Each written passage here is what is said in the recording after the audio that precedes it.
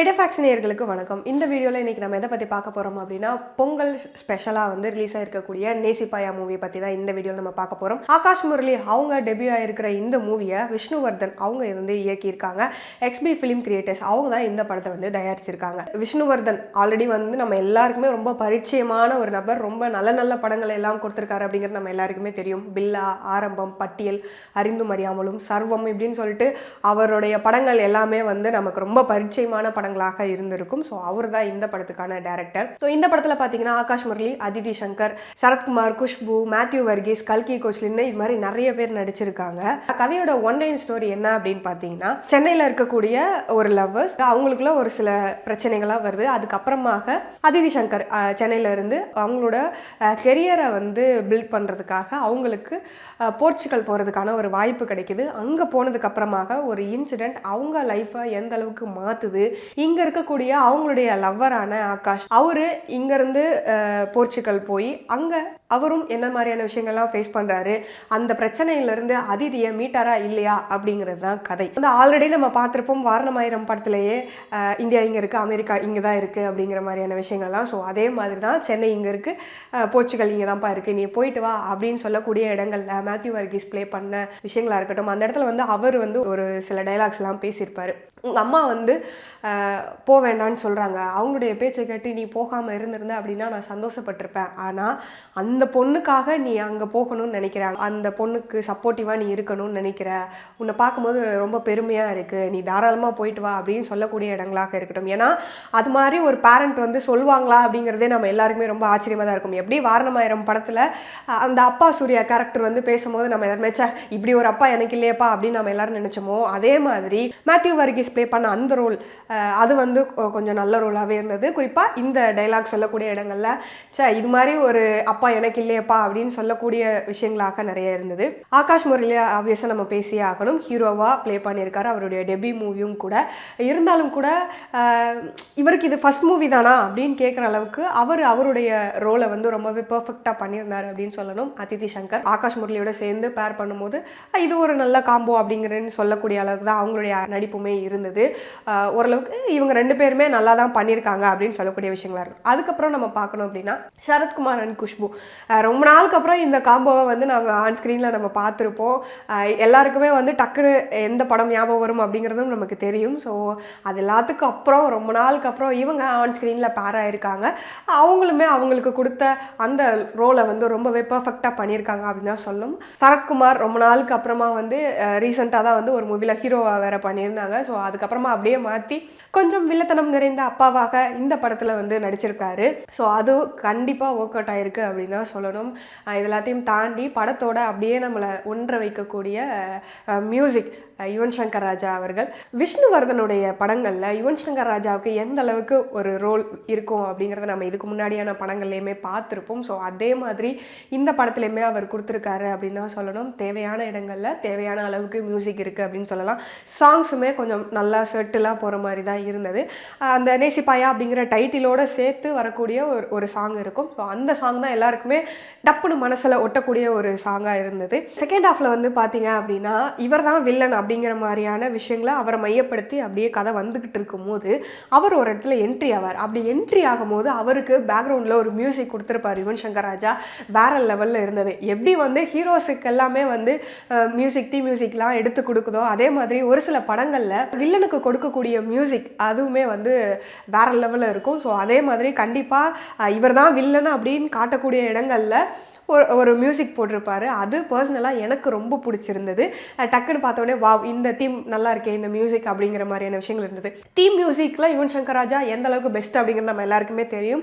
So இந்த theme மியூசிக்கின் மூலமாக இன்னும் கொஞ்சம் மனசுக்கு நெருக்கமாக இருக்கக்கூடிய ஒரு நபராக யுவன் சங்கர் ராஜா கண்டிப்பாக மாறியிருக்காரு அப்படின்னு தான் சொல்லணும். அதுக்கப்புறமாக கல்கி கோச்சிங் அவங்க வரக்கூடிய போர்ஷன்ஸ் அவங்களுமே வந்து கதை முழுக்க வரக்கூடிய ஒரு நபராக தான் வந்து இருக்கிறாங்க. அவங்க வந்து ஒரு லாயராக இந்த படத்தில் வந்து இருக்கிறாங்க. அவங்களுக்குன்னு ஒரு குட்டி சின்ன சின்ன ஒரு லவ் போர்ஷன் அவங்களுக்கும் வருது. ரொம்ப கம்மியாக தான் இருக்கும், இருந்தாலுமே அதுவும் கூட வாவ் அப்படின்னு சொல்கிற மாதிரி தான் இருக்கும். அவங்களுமே ரொம்ப அழகாக இருப்பாங்க இந்த படத்தில்.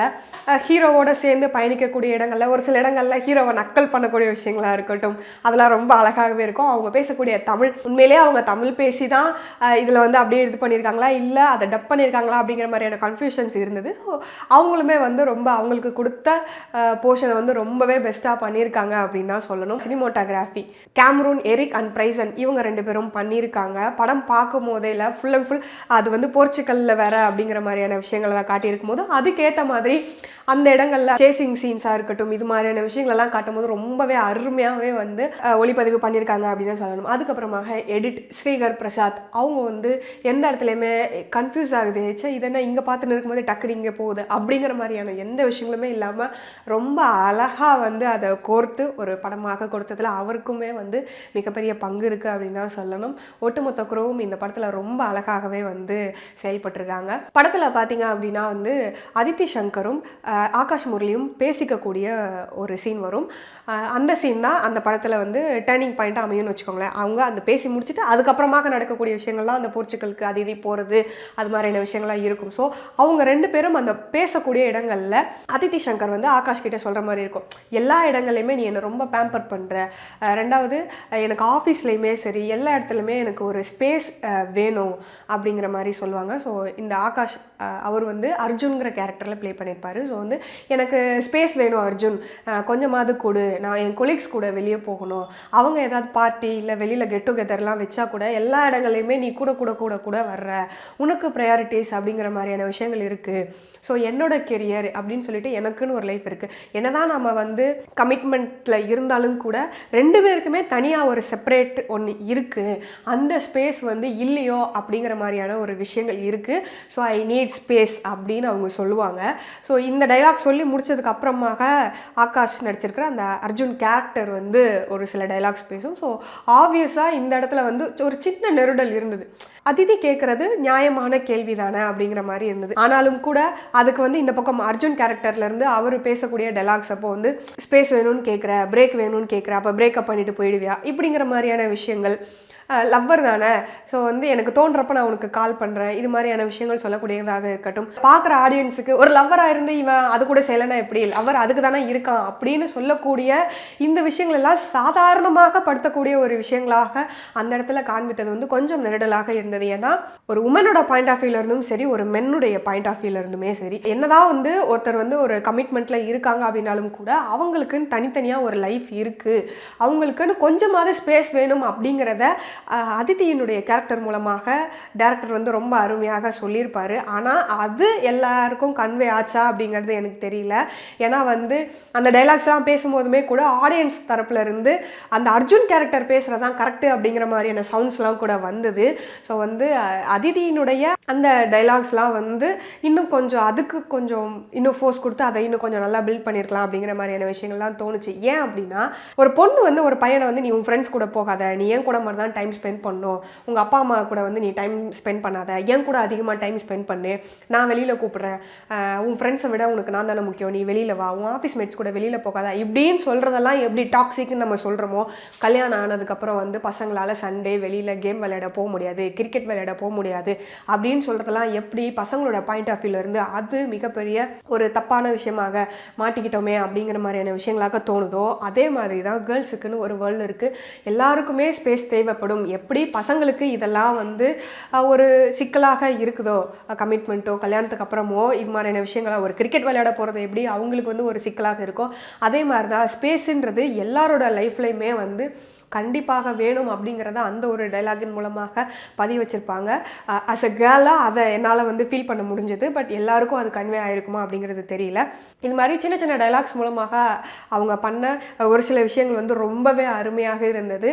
ஆப்வியஸாக விஷ்ணுவர்தன் வந்து இதுக்கு முன்னாடி என்ன மாதிரியான ஜோன்ஸ்லாம் படங்கள் கொடுத்துருந்தாங்களோ அதே மாதிரி தான் இந்த கதையுமே வந்து கதை பழைய கதை தான் அப்படிங்கிற மாதிரியான விஷயங்கள் இருந்தாலும் கூட அதை அவர் எடுத்துகிட்டு போன விதம் அப்படிங்கிறது ரொம்பவே நல்லா இருந்தது. ரொம்ப ரொம்ப பார்க்குறதுக்குமே வந்து ரொம்ப அழகாக இருந்தது, ப்ளசண்ட்டாக இருந்தது. ஒரு 2.5 மணி நேரம் அப்படிங்கிறது ஒரு நல்ல டைம் ஸ்பெண்ட் பண்ணக்கூடிய விஷயமாக தான் இருந்தது. இப்போ இருக்கக்கூடிய கமிட்மெண்ட் லைஃப்பில் இருக்கக்கூடிய யங்ஸ்டர்ஸுக்கு இது மாதிரியான சின்ன சின்ன டைலாக்ஸ் மூலமாக அந்த இடங்களை வந்து புரிய வைக்கிறது அப்படிங்கிறத விஷ்ணுவர்தன் ட்ரை பண்ணியிருக்காரு. அது எந்த அளவுக்கு ஒர்க் அவுட் ஆகுது அப்படிங்கிறத பொறுத்திருந்து பார்க்கலாம்.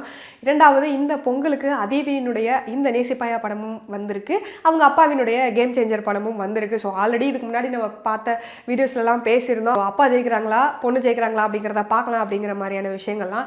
ஸோ 2 படத்தையுமே பார்த்துட்டு நேசிப்பாயாவா கேம் சேஞ்சரா அப்படிங்கிறத நீங்களும் கமெண்ட்டில் சொல்லுங்கள். ஆப்வியஸாக பொண்ணு ஜெயிச்சிருக்காங்களா அப்பா ஜெயிச்சிருக்காங்களா அப்படிங்கிறத 2 படங்களுமே பார்த்த நபர்கள் கண்டிப்பாக கமெண்ட்டில் சொல்லுங்கள். மீண்டும் இதே மாதிரி இன்னொரு வீடியோவில் வந்து சந்திக்கிறேன். நன்றி, வணக்கம்.